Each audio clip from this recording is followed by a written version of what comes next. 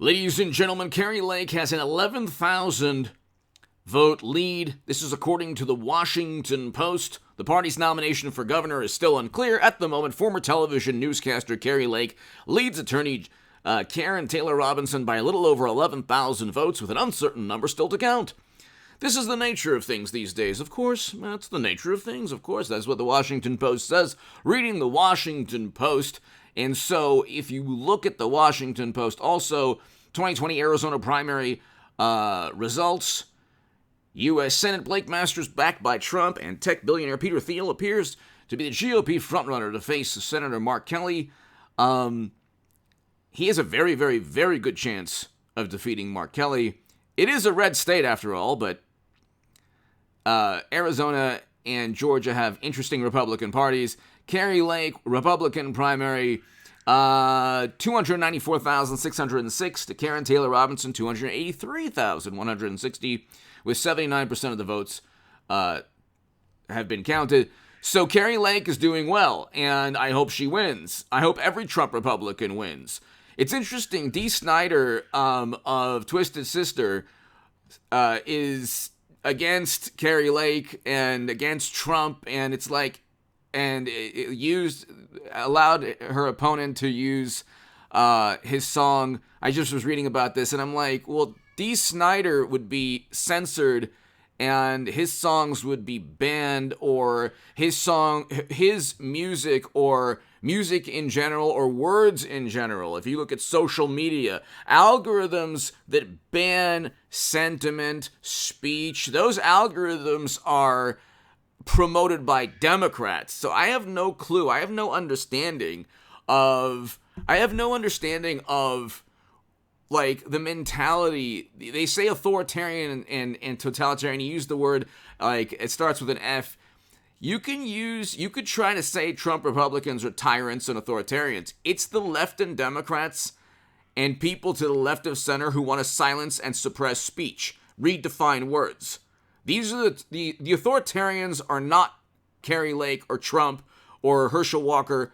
The people who want to prevent you from speaking your mind, prevent you from discussing your viewpoint, prevent you from your artwork or your songs or from a certain lyric being published. Those people are not Trump Republicans. So it's unbelievable. Dee Snider was at the forefront of free speech years back with Tipper Gore, and there was, these. He was amazing. He was in a congressional hearing, and he was very, very eloquent, very persuasive, and he had a coherent, concise, important message that he told Congress. So I give, major respect to Dee Snider. My whole thing is that if you're gonna side with Democrats, fine, side with Democrats. We have a recession. We had record highs in household median income under Trump. So forget about like the music industry and all of Hollywood and tech, social media. Like we didn't hear about, like, I'm wondering what Dee Snider thinks about not learning the Hunter Biden story when the New York Post broke it, simply because Twitter suppressed and silenced any discussion, and as did every social media platform. I'm wondering what he thinks about censorship when it comes to suppressing and silencing stories detrimental to the Democratic Party, or accusing Trump of being an operative of Russia when he wasn't, when that was a complete lie and hoax, and the Steele dossier was purchased by Clinton.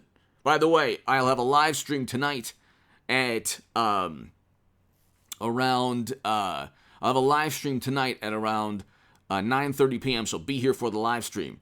I'm a big fan of Dee Snider. I just don't understand like how these people, like these rock and roll or punk rock, or like, I love the Ramones. But you still have people within punk rock history that or metal or rock and roll history. They're like, oh well, Trump is a mean authoritarian. It's like, no, that's you have it the opposite.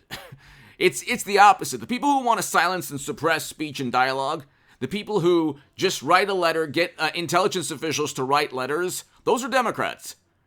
If you're gonna have words redefined and speech silenced and suppressed and stories swept under the rug and algorithms altered, like if you're a YouTube content creator, you have to watch. There are words that you cannot say, and you cannot. Well, actually, not just that. I mean, it's okay not to say certain horrible words, but there's topics you cannot talk about, and that's the antithesis of what Dee Snider was doing 30, 40 years ago in Congress. Okay, so Twisted Sister, fantastic. Okay, amazing, band, but it's like all of these rock and roll musicians or celebrities, like the people who don't care how you express yourself, those are Trump Republicans. The people who limit expression, speech, words, dialogue, discourse, discussion, those are the Democrats. So the authoritarians, you can look at every tyrant. They've had the intelligence services, police state at their, beck and call, and that's the Democratic Party of loyalists within the Federal Bureau of Investigation. Peter Strzok saying, we'll stop Trump. So Trump is against intel agencies. The intel agencies have almost always been utilized by tyrants to suppress information and go after political opponents. Democrats did that. To think that there was a peaceful transition of power with an outgoing Democratic Party administration investigating an incoming Republican administration with Trump on the hunch or guess that he might have possibly worked with the Kremlin because James Clapper and John Brennan told you so. So the tyrant and authoritarian, the Lincoln Project people are within the Democratic Party. It was Biden who voted for every failed military intervention and was also part of President Obama's intervention in Libya. And, of course, Bush, Cheney, and Rumsfeld with Iraq and Afghanistan. So it's not Trump. Trump was against counterinsurgency conflicts.